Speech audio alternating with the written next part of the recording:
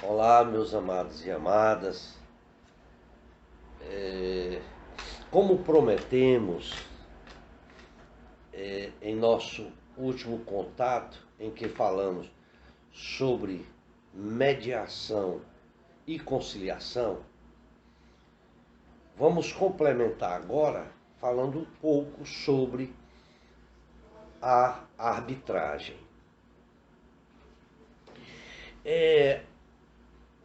A arbitragem não é uma figura nova em nosso país. Lá na Constituição de 1824 já estava previsto este termo conciliação, ou seja, a faculdade de as partes nomearem juízes arbitrais. Na Constituição de 1824, lá no artigo 160.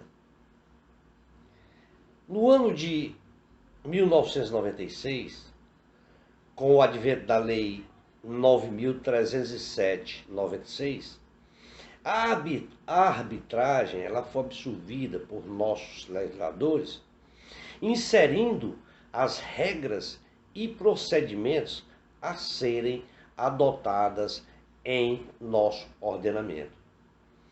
Esta lei, ela vem estimular o Instituto da Arbitragem, analisando os principais pontos de esclarecimentos viáveis como meios de autocomposição.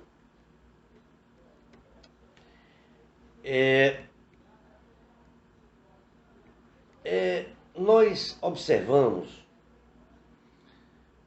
lá no artigo 1º da lei, em que esse artigo ele vem a nos esclarecer que a arbitragem está à disposição de pessoas capazes e relativos a direitos patrimoniais disponíveis, acrescentando de maneira expressa no seu parágrafo 1º e 2º a administração pública direta e indireta, possibilidade de submeter-se a tal instituto, utilizando-se da arbitragem para dirimir conflitos e direitos patrimoniais disponíveis, como sendo competente para a celebração de convenções de arbitragem, para a realização de acordos ou transações. Se não vejamos o que diz o artigo 1º. As pessoas capazes de contratar poderão valer-se da arbitragem para dirimir litígios relativos a direitos patrimoniais disponíveis. No seu parágrafo 1º, ele diz assim: a administração pública direta e indireta poderá utilizar-se da arbitragem para a celebração de convenções de arbitragem e a mesma para a realização de acordos ou transações. Esse parágrafo está incluído pela Lei 13.129 de 2015. Vamos repetir. No parágrafo 1º, ele diz: a administração pública, direta e indireta, poderá utilizar-se da arbitragem para dirimir conflitos relativos a direitos patrimoniais disponíveis. Está incluído pela Lei 13.129. No seu parágrafo 2º diz que a autocomposição ou o órgão competente da administração pública direta para a celebração de convenção de arbitragem é a mesma para a realização de acordos ou transações, incluídos esses dois parágrafos pela Lei 13.129 de 2015. Já no seu artigo 2º, ele vem a tratar do direito e a equidade como critério das partes, em que as partes elas podem escolher livremente as regras de direitos aplicadas, desde que não viole aos bons costumes e à ordem pública. Vejamos o que diz o artigo 2º. A arbitragem poderá ser de direito ou de equidade a critério das partes. No seu parágrafo 1º, ele diz assim: poderão as partes escolher livremente as regras de direito que serão aplicadas na arbitragem, desde que não haja violação aos bons costumes e à ordem pública. No seu parágrafo 2º, diz que poderão também as partes convencionar que a arbitragem se realize com base nos princípios gerais de direito, nos usos e costumes e nas regras internacionais de comércio. No seu parágrafo 3º, diz que a arbitragem que envolva a administração pública será sempre de direito e respeitará os princípios da publicidade. Salientamos, pois, que as partes, ao se submeterem à arbitragem, é de fundamental importância que haja a manifestação expressa das vontades, para que possa haver, na verdade, a convenção de arbitragem e com cláusula arbitral. Não podemos esquecer que tratamos de compromisso de negócio jurídico bilateral, em que já existe uma controvérsia e que tem por objeto a decisão arbitral desta controvérsia. De outro lado, é obrigatório a cláusula arbitral no próprio instrumento que disciplina a relação jurídica entre as partes. O Instituto da Arbitragem tem como vantagem a celeridade do procedimento, em que as próprias partes podem convencionar e, em quanto tempo, será resolvido o litígio.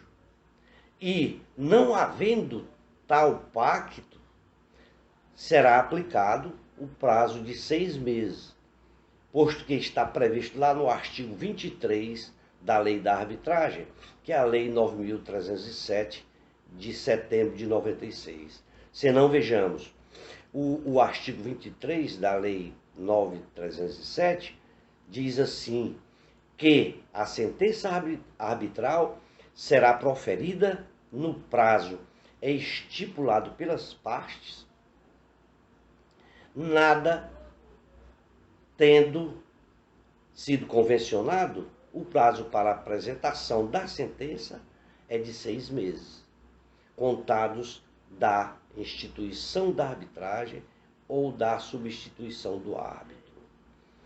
Se compararmos com os dados do CNJ, o Conselho Nacional de Justiça, a arbitragem ela tem as suas vantagens pela a forma de ser célere, pela celeridade, sobretudo comparado ao judiciário, além do fato de que a sentença arbitral ela é irrecorrível, conforme está previsto lá no artigo 18 da Lei de Arbitragem, 9.307 de 96. Se não, vejamos, no artigo 18 da Lei 9.307, diz assim, o árbitro é juiz de fato e de direito, e a sentença que proferir não fica sujeita a recursos ou a homologação pelo Poder Judiciário.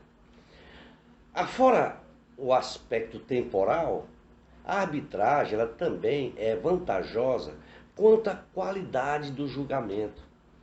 Haja vista que a sentença arbitral ela constitui um título executivo judicial, conforme vem previsto no artigo 31 da Lei de Arbitragem. Se não, vejamos o que diz o artigo 31. A sentença arbitral produz entre as partes e seus sucessores os mesmos efeitos da sentença proferida pelos órgãos do Poder Judiciário e, sendo condenatória, constitui título executivo. Se falarmos em vantagens, não podemos esquecer que também existe as desvantagens. Tá? Portanto, não é só vantagem, também tem desvantagem.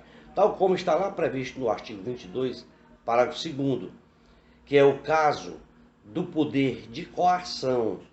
Ou seja, no caso do árbitro, ele não possui este poder de coação.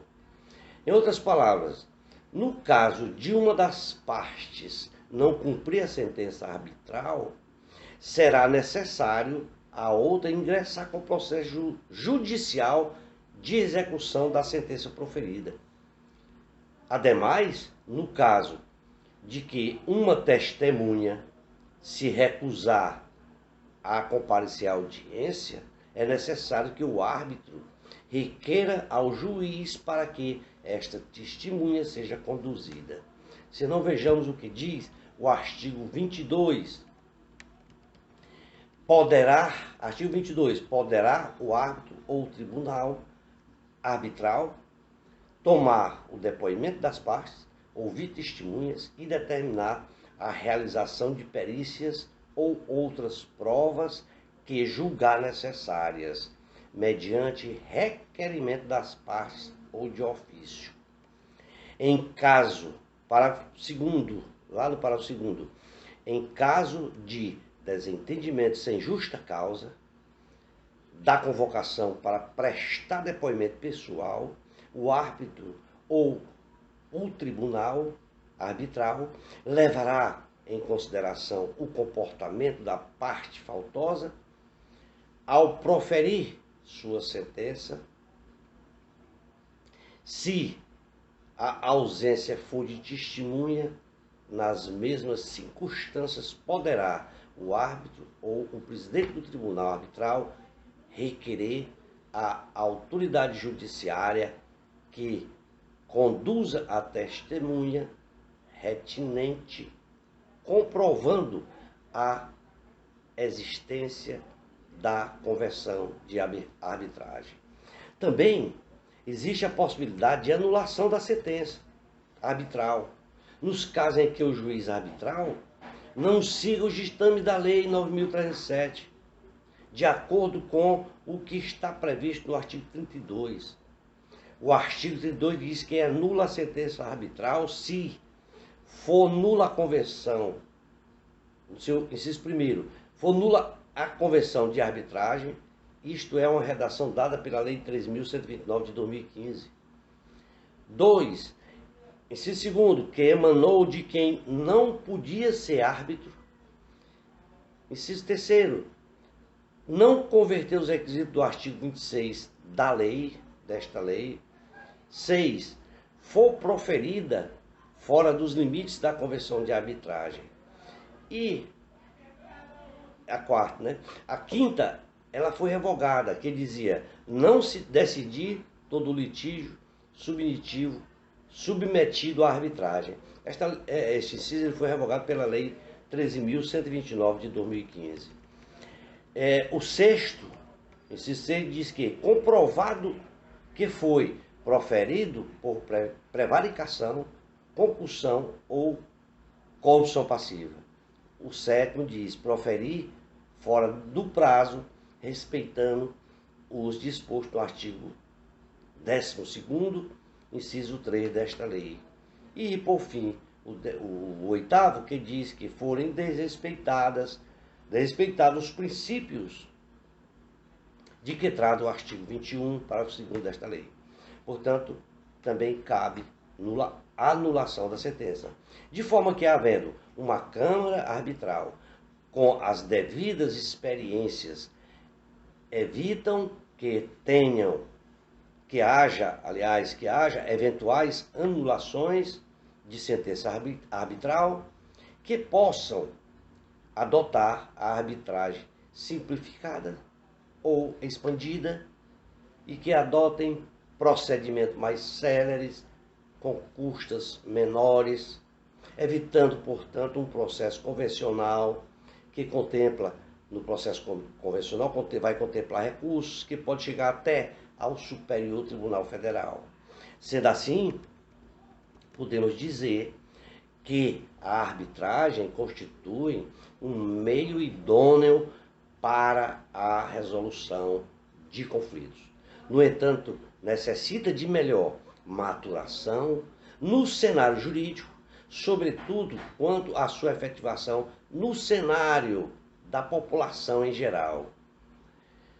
O mundo hoje, ele vive se relacionando com uma dinâmica, onde a celeridade ela é ponto marcante dentro da sociedade. No caso de querelas e conflitos, aguardar anos para a sua resolução certamente é um fator que deve ser ponderado pelos conflitantes. De forma que, optando por métodos alternativos, como a arbitragem, os problemas serão resolvidos de acordo com o que nos remete à atualidade, sobretudo quando existe um vínculo entre as partes. Não podemos tanto a arbitragem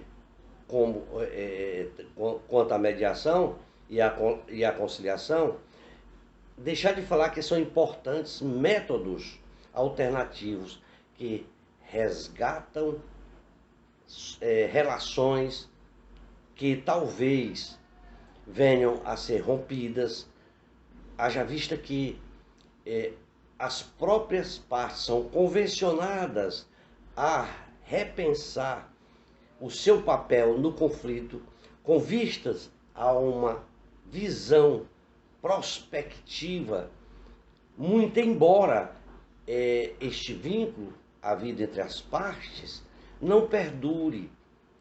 Pelo menos, os envolvidos saem dali amadurecidos, afora o conhecimento de que podem ser capazes de resolver os seus próprios conflitos pessoais. Muito embora não havendo preferencialmente vínculo anterior entre as partes, a conciliação ela traduz importante forma de resolução consensual, especialmente na rapidez da resolução do conflito, na qual o conciliador, velando pela igualdade entre as partes, possui posição ativa na condução da intermediação. Para finalizarmos, observamos que a arbitragem tem suas vantagens, não só sobre o aspecto da presteza, mas também no cuidado técnico do árbitro ao proferir a sua sentença arbitral. Também que se incentive a população nesse importante meio de resolução de conflitos, haja vista que